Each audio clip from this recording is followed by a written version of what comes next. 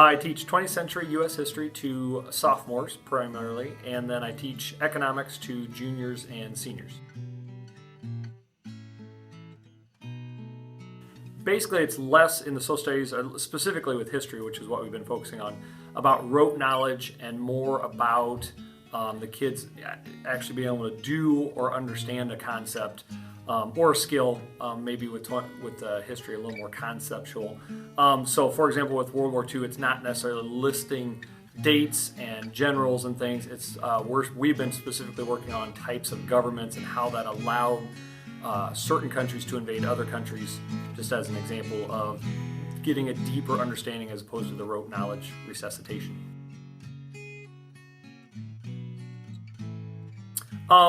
Going through the ideas of what they could possibly answer helps you maybe avoid or predict mistakes kids might go and catch them before they go down the wrong path.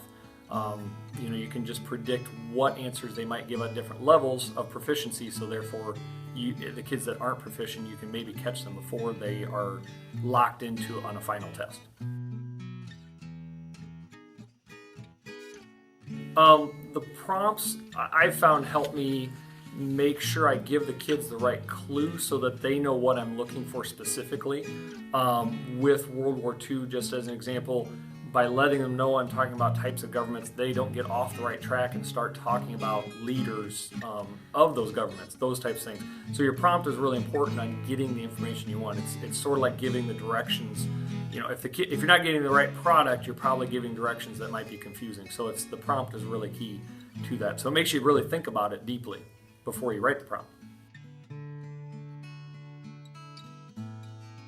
Right, and I haven't. We're right to the point where I'm going to be implementing it this week or early next week, right before break. So I really haven't had a chance to do that. I've worked on, I guess, setting the kids up for that assessment. We just haven't done it.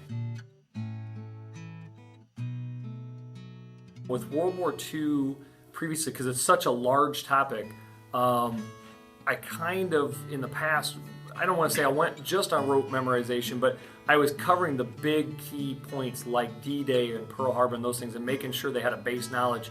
And they're still getting that, but I'm going a little deeper with the types of governments and getting more into why were countries like Germany and Italy and Japan able to invade other countries? Why were they able to convince their populations of that? Why did their governments allow that to happen?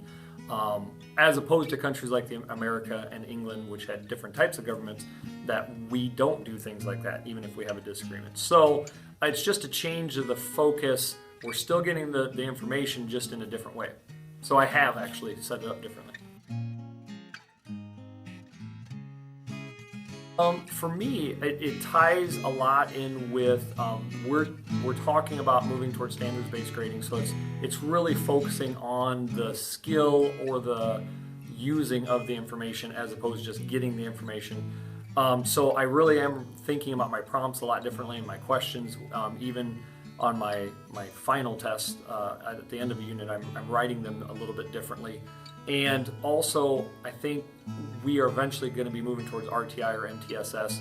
Our elementary already does, but at a high school level. And so I think that helps eventually figure out not just getting the kids caught up on homework, but it gives you something that the kids can work on towards the standard.